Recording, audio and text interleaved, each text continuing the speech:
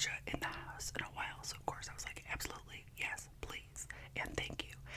And so I picked this organic ceremonial matcha, which is single origin, single cultivar, fine, first harvest, and stone ground. Okay, look at this. It is freaking beautiful.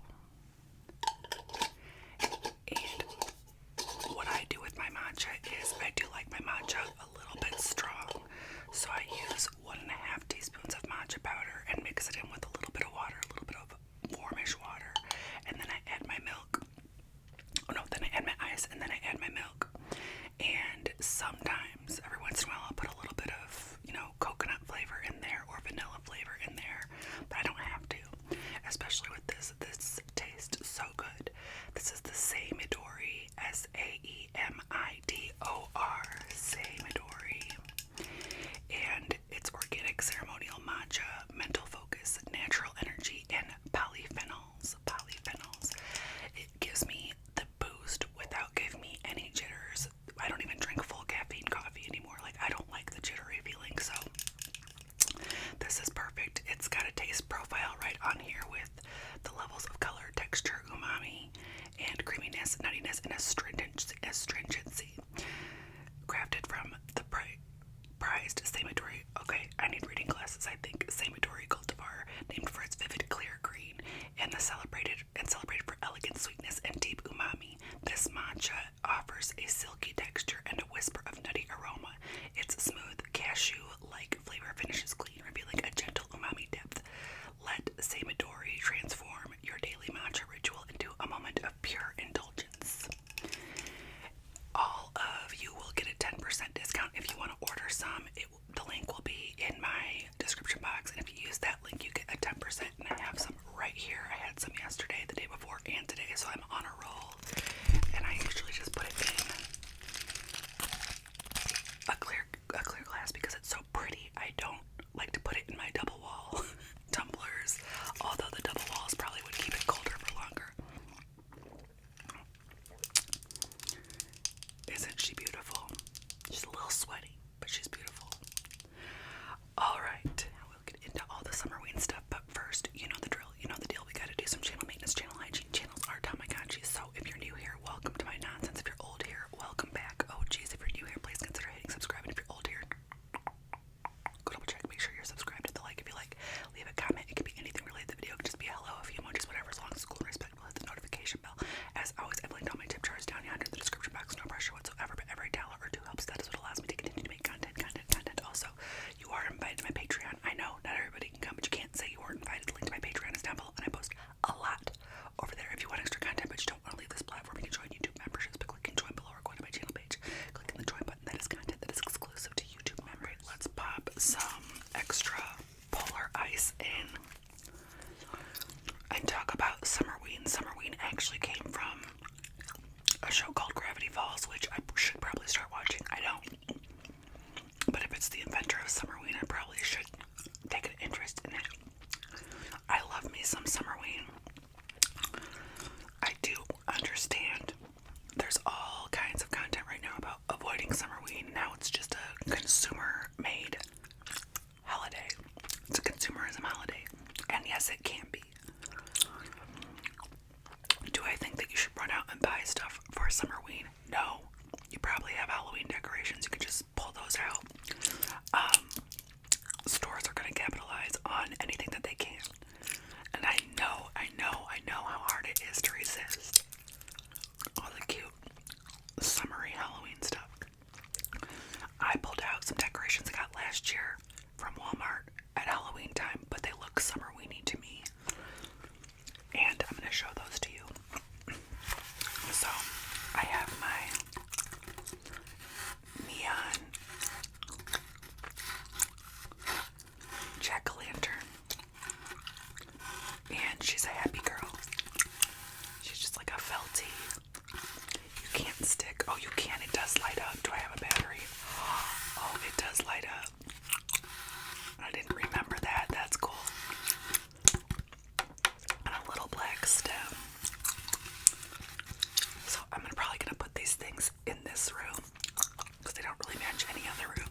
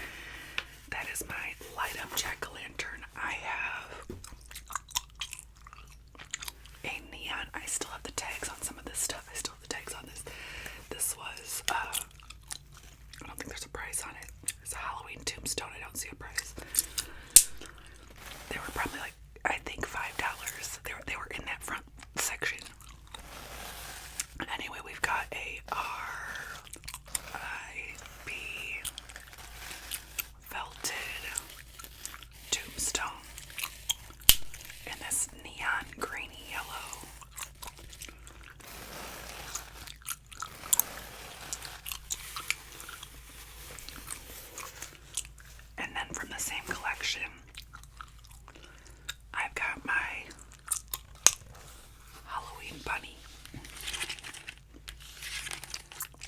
He still has his tag on too. Skeleton bunny. I need to cut the tags off. I'm terrible about that. I just love him.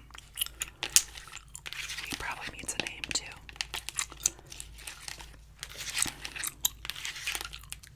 Ears.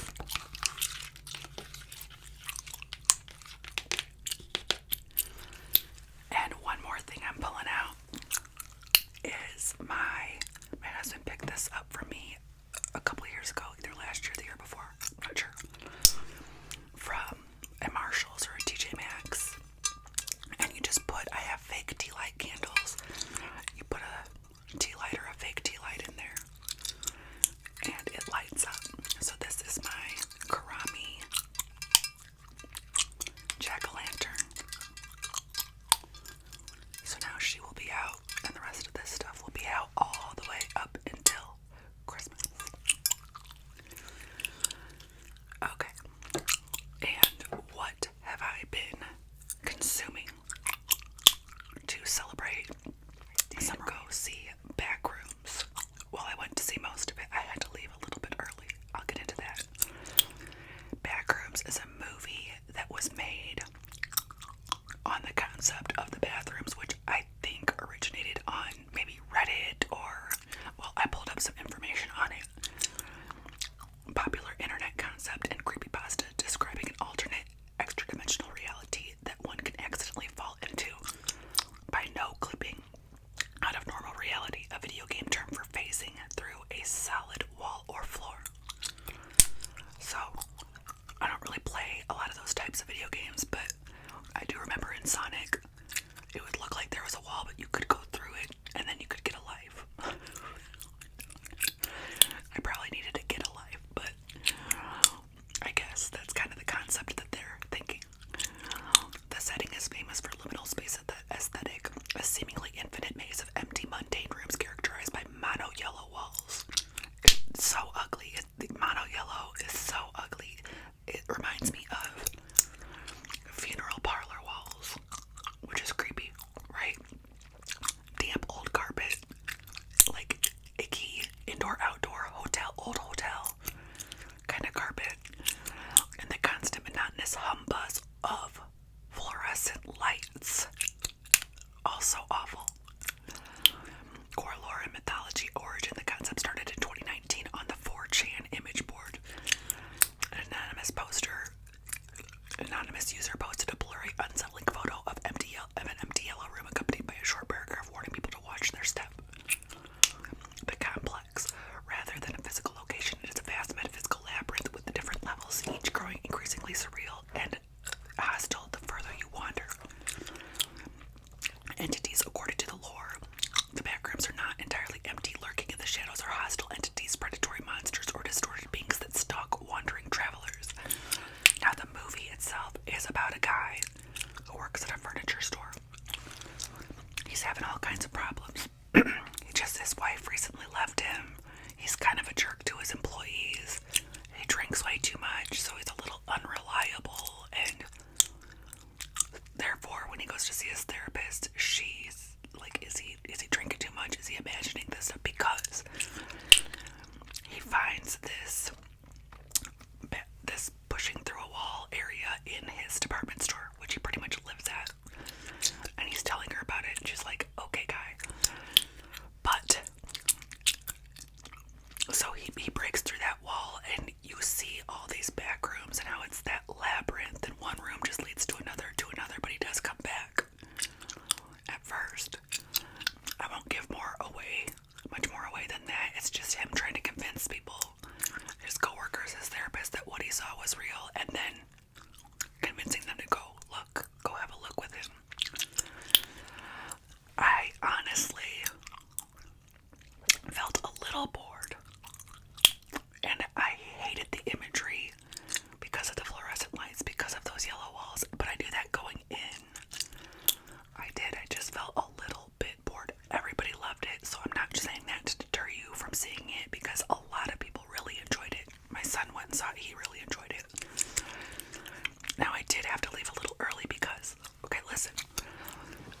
was the only person I went to go see it. As I usually do, I get up and I go to like at 8:30 a.m. or a 9 a.m. showing. And oftentimes those are pretty empty unless it's a brand spanking new movie. So I was the only one in there all the way up until the very end. So at the very end, and I always go sit up in the very back row off to the side. And at the very end, this guy comes in. Now it's late June, right? And he comes in wearing a coat and a hat and a scarf, carrying some things.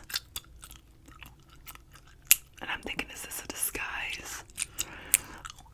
I didn't want to make too much of assumptions because a lot of times the homeless will wear a lot of that stuff in the summertime. I'm not exactly sure why, other than they need to carry it.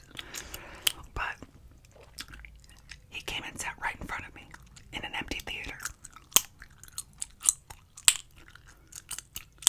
So I'm like, freaking great. What's going on? I'm readying myself for whatever. Because there's no reason you need to sit this close to me in an empty theater. I don't go down easy. So I kept my eye on the top of his head. My dog's shuffling around over here, just make sure he was staying in his seat. He was in there for a few minutes. And I know he doesn't have a ticket because why would you come in the last 10 minutes of a movie? I was unable to concentrate on the movie because I'm too worried about why this guy had to sit right in front of me in an empty theater. I'm watching him instead of the movie. He gets up, starts walking out. Okay, great, right? Not so great. He goes to the entrance and I see him adjusting his scarf and his hat and his coat a couple times, like more times than necessary. I see the scarf flying up several times. Okay, so I stand up and I look over where he was sitting and I see he left a bag and some belongings, which doesn't make sense to me because the movie's almost over and he definitely didn't have a ticket for it.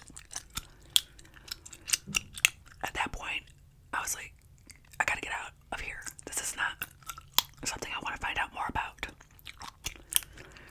So I get my stuff and I head out. And I see him wandering around in the front. But on my way out, the people were on their way in to clean up the theater because they wait the last 5 minutes of the movie. They'll stand outside and wait. And I said some guy left some stuff in there. I didn't say it. Maybe I should have told them some creepy guy. I didn't want to say all that or some creepy stuff. Maybe I was just freaked out from being in a scary movie alone. I don't know. It just did not sit right with me, and I'm not going to be the one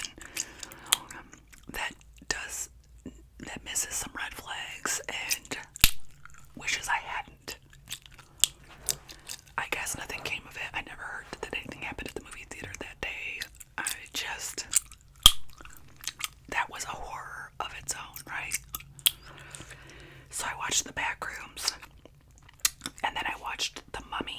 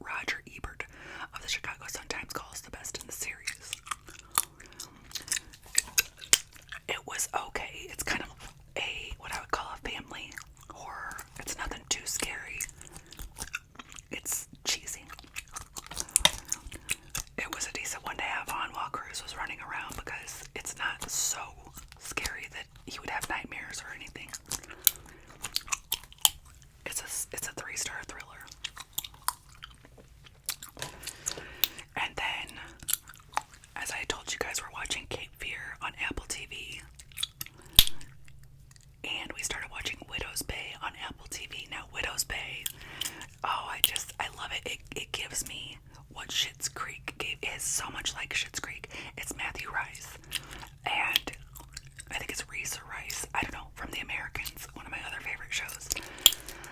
He is a mayor of a town that is like Schitt's Creek. It's nothing to see here, but it's a coastal town, and he would like it to be kind of like the next Martha's Vineyard. So he's trying all these things to get tourists to come to visit his town. He does have a teenage son, and his wife passed a long time ago, so he's a single dad raising a bratty teenage kid, and his kid's always out causing trouble, and he's the mayor, so that's not a good look. Anyways, it's got hauntings and paranormal things and like a Scooby-Doo element of, you know, who's doing this, is this a human, is this an entity? I don't know how to explain it other than it's Schitt's Creek with ghosts. Me and my husband watched, I think, 6 episodes back to back, and we were laughing the whole time. It's really good. Horror that you can laugh at. Comedy horror. As far as books, I just finished.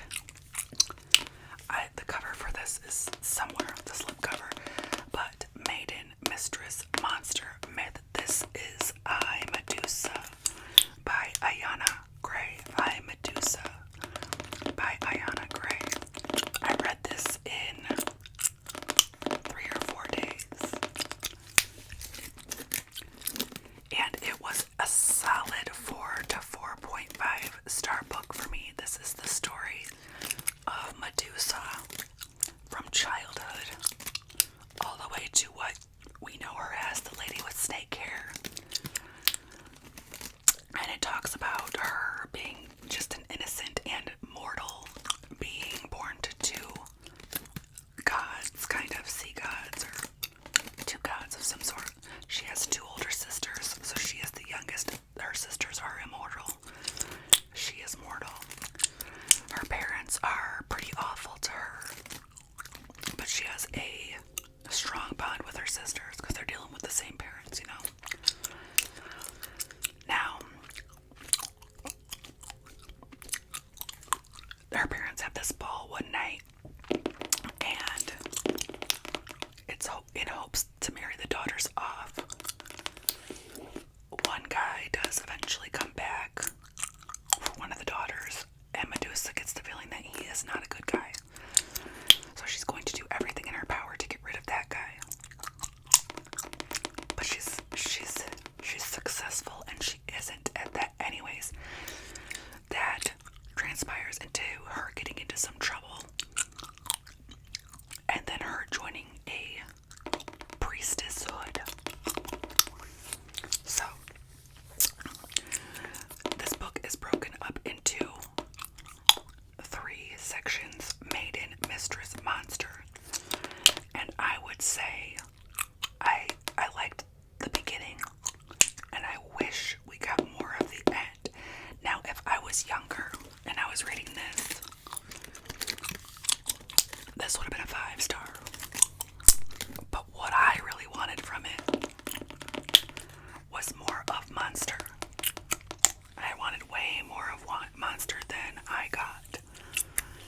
So this book was amazing, but I wanted more Monster, and that's why it's a 4.5 to me, because you can see there's a lot of tabs up here, and then there's a big chunk of, okay, yeah, I get it, and then there's a ton of tabs back here at Monster. I highly recommend it, especially if you like things that are kind of more new adult. Now, what am I reading next? I started this one last night. It is eco horror.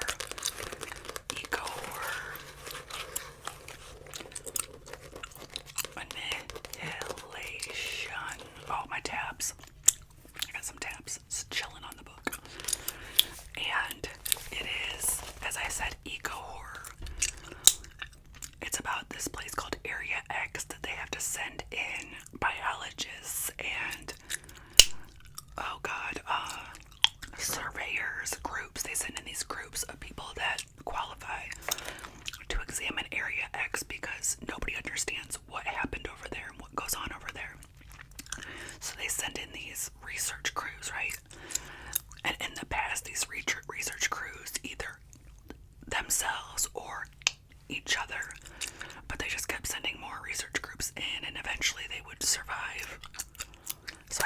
this is the